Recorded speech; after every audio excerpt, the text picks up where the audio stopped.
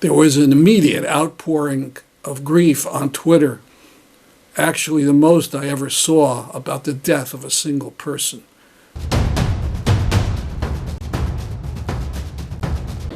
I have been living in this country for 40 years, the last 25 in Bridgeport, and I'm proud of that. Right now, my heart is broken from the suffering that my people have been enduring for the last 2 months. Hello, my name is Stanley Heller. Welcome to the Struggle Video News. This program will be a tough one. No way to lighten the mood during this genocide in Gaza. We'll also, at the end of the program, have a tribute to the Douma four Syrians who were disappeared in Syria 10 years ago. We start at the Gaza Zoo in Rafah. The Israelis bombed the zoo. The animals there are also dying of starvation. There's no food for them in the siege either. 90% of the animals died here. This is a dead baboon here, starved to death. And this pony here, almost starving. The zoo is mainly entertaining and for educational purposes and entertainment for school children. This lion here hasn't eaten in more than 3 weeks. It's almost starving. We found around. The ground of the zoo is littered with shells. The hyenas are dead, the wolves are dead. There's only one wolf. It's clearly terrified, petrified. It hasn't stopped going to and fro. All the animals around it are dead. These are 3 Palestinian foxes. They are also dead. They're very rare. The man you heard speak was Dr. Refaat Alareer. He was co-founder of the We Are Not Numbers project, also a professor at the Islamic University of Gaza, and one of Gaza's most prominent writers, poets, and activists. He got one of those calls from the Israelis who have everyone's phone number. It wasn't a warning. He was told he would be killed. So he and his family moved, but it didn't help him. He was assassinated along with his brother, sister, and her children. There was an immediate outpouring of grief on Twitter, actually the most I ever saw about the death of a single person. This from the climate activist and writer Naomi Klein. Now, video from Rami Abdul, chairman of Euromed Human Rights. It shows a huge crowd of people desperate for anything. It should remind us of that iconic photo in Yarmouk camp, Syria, near a decade ago.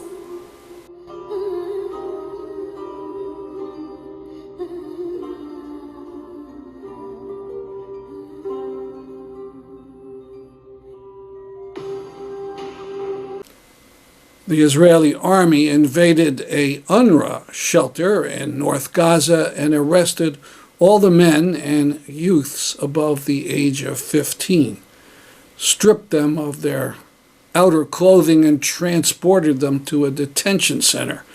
This, of course, is in the late fall in cold conditions. The Israeli news agency Ka'an reports that this was done to check to see if there were Hamas members. So even the Ka'an network admits they're just grabbing people and humiliating them. This man is a reporter.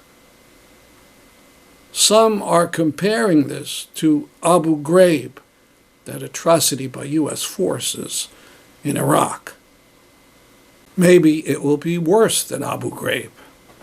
This tweet reads, Israel's deputy mayor of Jerusalem calls for burying detained Palestinians alive with D9 military bulldozers, calling Palestinians Nazis, subhumans, and ants. They are not human beings and not human animals. They are subhuman, and that is how they should be treated. Now, I know it is forbidden to compare anything Israel says or does to the Nazis, so I won't do that. I will just point out in a purely unrelated academic note that the German Nazis called the Jews Untermenschen, subhumans. The Israeli ambassador to Great Britain says that all the refugees in Gaza, now about 1.8 million, should move to an area of Gaza called Muwasi, and they'll be safe there from Israeli bombs. She was on a program in Britain's Sky News. There is a place in Gaza called the Muwasi. The Muwasi is the place where they all can have shelters. Together with international organizations, we created shelters for the Palestinian people. So you cannot say Israel is not, facilitating that. Together with humanitarian aid. This is where she's talking about. A desolate wasteland of sand dunes next to the Mediterranean Sea. There is no aid in Al-Muwasi. There are no aid agency tents. There are no food kitchens. There is no help here. The Boston Globe says there's nothing in Musawi, only tents, not even rudimentary toilets. This is a doctor from Al-Nasr Hospital in Gaza. The Israelis bombed it and cut essential services. Please listen to him or read the subtitles. نشهد عاجلة من مستشفى النصر للأطفال. احنا اليوم في مستشفى النصر تعرضنا للقصف مرتين. قصف كان على البوابة والقصف في المرة الثانية كان مباشر في الأقسام. وأضرار كبيرة حصلت في المستشفى. انقطع الأكسجين والهواء الواصل للأجهزة في العناية المركزة والحضانة. انقطعت الكهرباء، فقط هناك كهرباء في قسم العناية. يعتبر اللي هو مستشفى الأطفال للنصر خارج عن الخدمة ما عدا قسم العناية الذي أقف فيه الآن. فيه 8 مرضى معرضين إذا تم فصل الكهرباء عن هذا القسم في أي لحظة إلى الموت. في حالة طبعا في خلال الأحداث ماتت نتيجة انقطاع الأكسجين، نتيجة في لحظات القصف. The hospital was essentially out of service. That was on the 8th or 9th of November. On the 10th, hospital administrators got phone calls and texts. They were told to leave the hospital at once. This is the hospital I told you about last week, where the medical staff did leave under extreme pressure, but also with the Israeli promise that the premature babies would be taken out later by the Red Cross. These 4 babies were not taken and were left to die in their beds. Israelis wouldn't allow anyone to approach the hospital for 2 weeks. The babies' decomposing corpses were discovered on the U.S. holiday of Thanksgiving. We need to shout in agony about the Al-Nasr Atrocity. By the way, all this was done to the hospital without even the BS pretense that the hospital was a Hamas command center. We have a flyer created for you. Go to our Signs and Flyer page to download and print it out. In Bridgeport, Connecticut, members of the Muslim community and others came out in support of a new city council member, Jazmarie Melendez, resolution calling for a de-escalation and ceasefire in Gaza.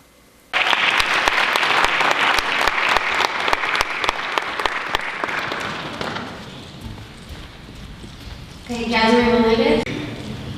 I intended to have this resolution included in today's agenda because we should not be conducting business as usual when we are bearing witness to, as of today, December 4th, the death total of 15,600 Palestinians in Gaza, including at least 6,600 of them being children. At least 254 Palestinians in the occupied West Bank and 1,200 Israelis, including Americans. When we, as an elected body that is said to represent our community, choose to remain silent, that makes us complicit. I would like to name that a ceasefire resolution has already been passed in Oakland, Detroit, Atlanta, Georgia, Ohio, Delaware, North Carolina, Rhode Island, and in Pennsylvania. And tonight, the city of New Haven, their board of elders, is currently working on putting forward a ceasefire resolution. I had to watch a video of a 2-year-old Palestinian boy being arrested by 3 IDF soldiers, knowing my wages are paying and arming those soldiers. I watched white phosphorus bombs fall on refugee camps. I watched desperate people pulling pieces of loved ones from under piles of rubble. I watched a doctor forced to amputate the limbs of his own child without anesthesia, and I know that I am paying for this, and you are paying for this. The government that represents us is not only supporting this, but ensuring it. And if you are not watching, it is because you are diligently choosing not to, day after day. When you ask yourself in school what you would have done during the Holocaust, or the Native American genocides, or the American Civil War, this moment is your answer. Hello, my name is Sadil Yusuf. Thank you for joining me today. We are here with heavy hearts to address the tragic events in Gaza, Palestine. My name is Sadil Yusuf and I'm 14 years old, and I'm a member of the Bridgeport Islamic Community Center. I'm a proud Palestinian who grew up in Palestine with a house in Palestine with family members in Palestine. Innocent children and families are being harmed every day. Every hour in Gaza, 15 people are killed. 6 are children, 35 people are injured, 42 bombs are dropped, and 12 buildings are destroyed. Additionally, our government, and I say our government as a Palestinian American citizen, has been siding with Israel since the establishment of Israel in 1948. Hello, respected members of the Bridgeport City Council. My name is Muwasi and I'm 9 years old. The older Mr. Johnny told me, my dad, that more than 15 of his family members have died in Gaza. He is a Christian Palestinian whose family have been here for over 40 years. Imagine people from your family dying every day. I have been to 2 protests for Palestine, one in Bridgeport and another in Washington, D.C. When I was there were not only Muslims, but Christians, Jews, and people of other faiths protesting. You don't have to be Muslim to realize what's happening in Palestine is wrong. You just have to be human.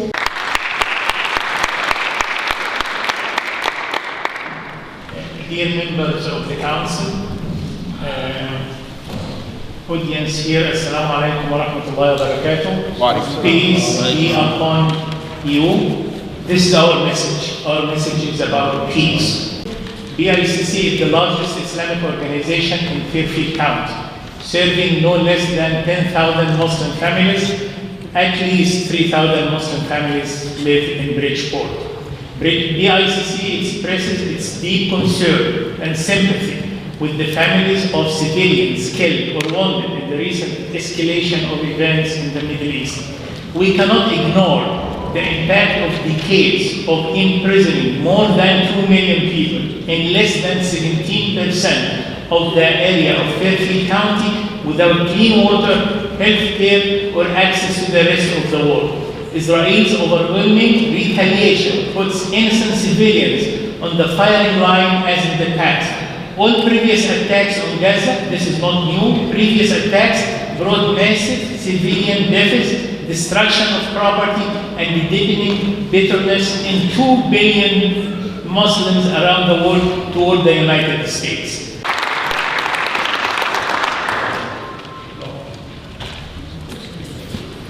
Hello everyone, Assalamu alaikum. First, I would like to thank the Bridgeport City Council, especially Council Member Melendez, for sponsoring this resolution and giving us the opportunity to speak in front of you. My name is Jazmarie Melendez. I'm a Palestinian American. I have been living in this country for 40 years, the last 25 in Bridgeport, and I'm proud of that. Right now, my heart is broken from the suffering that my people have been enduring for the last 2 months. But I also am mostly disgusted by the double standard in the world view that the United States government is discriminating between Palestinians and Israelis. Just remember, there will never be a lasting peace until this bias and racism against my people come to an end. So we hope for that. At the same time, I'm happy with the way that the internet has helped spread the truth about what we have been going through. We have so much support from individual people all over the world.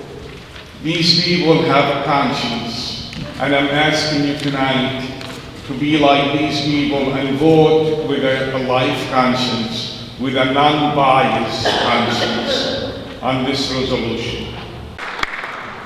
My name is Gloria Witzel. I was born and raised in Bridgeport, and I'm in my last year of college studying political science and human rights and social justice. However, this is not the only reason I'm here today.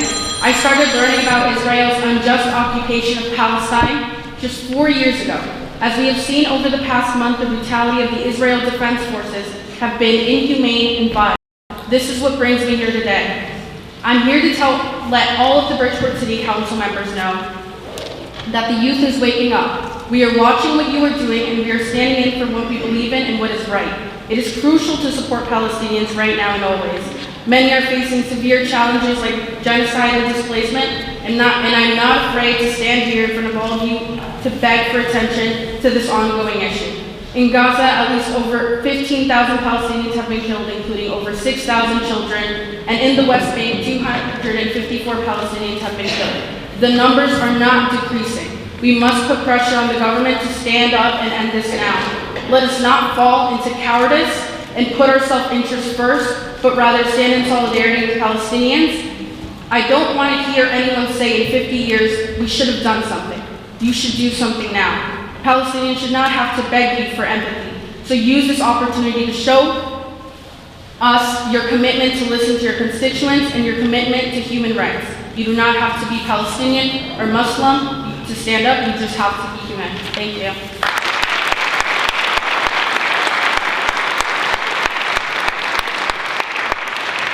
The next speaker will be Amina Siam.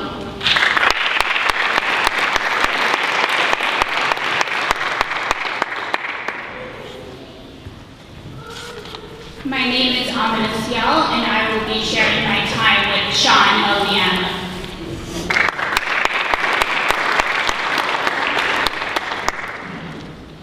Good evening, respected members of the Bridgeport City Council. My name is Jazmarie Melendez. I am 11 years old, and I am here today as part of the Bridgeport Islamic Community Center. I have come here to address the occupation and genocide going on in Palestine. This oppression by the Israeli government has been going on for the last 75 years. Palestine was peacefully shared by Muslims, Christians, and Jews. This began to change when the extreme Zionist movement divided the land and created illegal settlements in Palestine. They built a wall around Gaza and have made the Palestinian people feel like they're living in an open-air jail with cameras looking into their homes. Israel even controls their water, fuel, food, and medical resources and has taken these away. As of a month ago, people in Gaza were only getting 2 to 3 liters of water a day, which is just over half a gallon of water.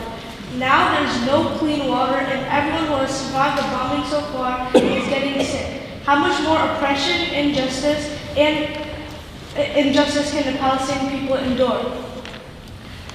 Israel keeps targeting civilian areas, uses chemical weapons, and deprives Palestinians of their basic needs. Since October 7th, at least 15,523 Palestinians have been killed in Gaza, including 6,600 children.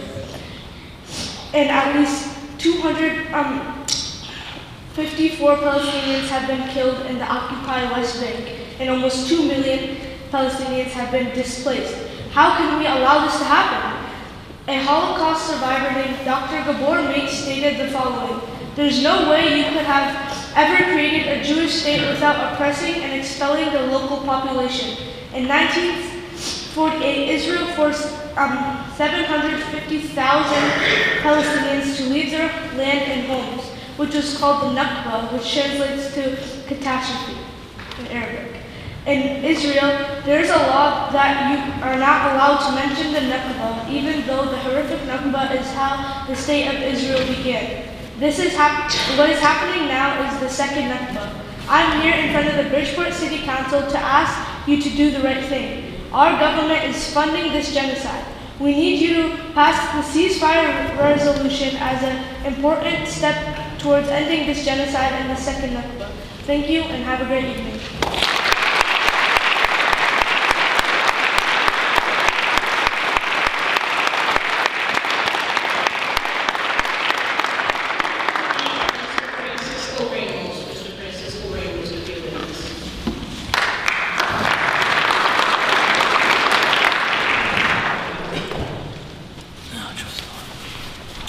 Hi, good evening everyone.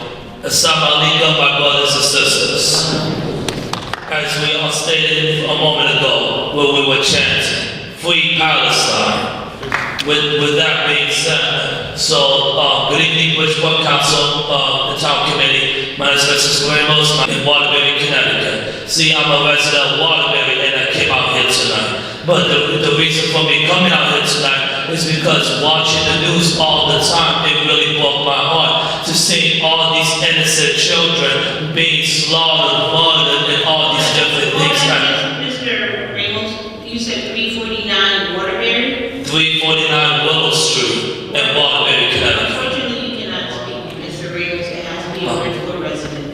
I'm going to ask you to yield your time to a Bridgeport resident. That is our city council rule. You put Willow Street. We have a Willow Street here. So I apologize for that. I wasn't informed about the different rules, so my apologies in advance. Okay, so I'm going to ask you to yield your time so I can have the next speaker speak. Thank you for understanding. Okay, and I just want to ceasefire and prove as soon as possible. God bless America. So how do you feel about the turnout tonight for discussion of your resolution? I'm very happy with the turnout tonight. I gave a big shout out to the Bridgeport Islamic Community Center for just bringing me into their community and wrapping their arms around me and supporting this resolution. This resolution is not, it's about censoring the voices of our people in Bridgeport who want to see this ceasefire move forward. We've seen a lot of other city councils doing it, and Bridgeport can do the same. And when did you first get interested in this issue of Palestine and the treatment of Palestinians? You know, we are seeing right now that social media there's accessibility like never before. So on Instagram, on Snapchat, on every platform, we're literally watching what's happening in Palestine. And I think that's what's so different to be pulling out our hearts. We're literally watching people dying. So I don't understand how you couldn't be moved to want to put something like this forward. Hanan, you're originally from the West Bank, is that right? And I understand you've had some pretty awful news the last period of time. Could you tell us what happened? On October 8th, I lost a cousin. He was 16 years old. His name was Imad Adli. He was just a sophomore, a regular teenager. He lives in Nablus, specifically in a small village called Beta. It's a beautiful village. I got to visit it only one time. That's because of the occupation. I can barely go there. And I got the chance to go there when I had my American passport. So he was just a regular teenager living his life. He was so helpful. He was a loving teenager. He had dreams. He wanted to become a doctor. He liked soccer. And then in a second, he was gone. The Israeli army shot him 3 times, 1 in the head and 2 in the chest. Killed him right away. And then even let's say if he did something bad, aren't they supposed to take him to prison, to court, to see what he did? Instead, they just shot him. And then he, according to the people who was around him, he was just walking. Just like we heard a couple days ago, and the boy 9 years old in Jenin, we all saw the video how they just shot him dead with no reason. So Imad, he lost his life, and I'm here to speak for him, for his family, to get some justice for him and for the other Palestinian in Gaza and in Palestine too. Notice during the prayer at the start of the main program of the council, a little girl with her flag. And everybody just say amen. Amen.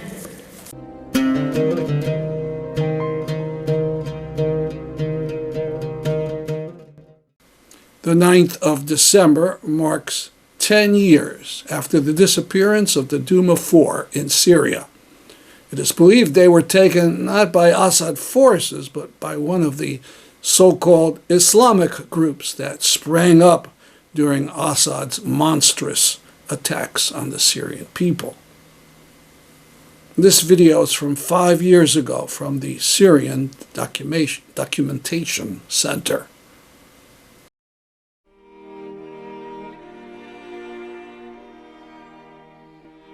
This December 9th marked the 4th anniversary of the abduction of the Syrian activists known collectively as the Douma 4, Razan Zaitouneh, Samir al-Khalil, Wa'il Hamada, and Nazim Hamadi.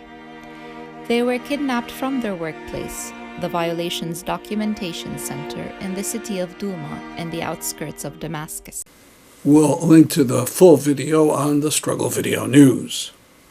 You'll hear now the voice of Razan Zaitouneh by phone on Democracy Now! In 2011, 4 months after the mass demonstrations in Syria that were met with incredible violence by Assad. There are no foreign journalists allowed inside. The Syrian government claims they're attacking armed forces with guns. What is actually taking place on the ground, Razan? About the first point, yes, there is no journalist on the ground. The Syrian citizen, he is doing the whole thing. He is the one who protests on the land. He is the one who works the journalist rule, who take photos, who shoot videos, who sends this information to the media. He's doing everything by himself. About the criminals or armed groups on the land, we all know the truth. We all know that the only terrorist group in the country is this regime, who has been killing its own people for more than 4 months. On August 21st, 2013, came news of the immense number of deaths caused by what we now know as sarin gas in Syria. Over 1,000 dead in one day. Democracy Now! Again had on the program Razan Zaitouneh, who talked over a phone line about the horrible details. Listen to a few seconds of Zaitouneh describing mass graves, then Amy Goodman breaks in with a neutral journalist's question. Listen to Zaitouneh's devastating answer. 15 or 20 dead bodies in every grave, because a large number of injured people. People were, also there was hysterical between the people. Families are searching for their children. People were searching for their children in every town in Ghouta. Children in the medical points were crying and asking for their parents. Razan, how do you know who was responsible for the attack? If this is the question, first of all, if you believe that we are a crazy people who would kill themselves and their children, then you can ask such a question. Never forget the Douma 4, and never forget the thousands still in Assad's dungeons, his prisoners. That's our program for today. See you next week at this time. I'm Stanley Heller for the Struggle Video News.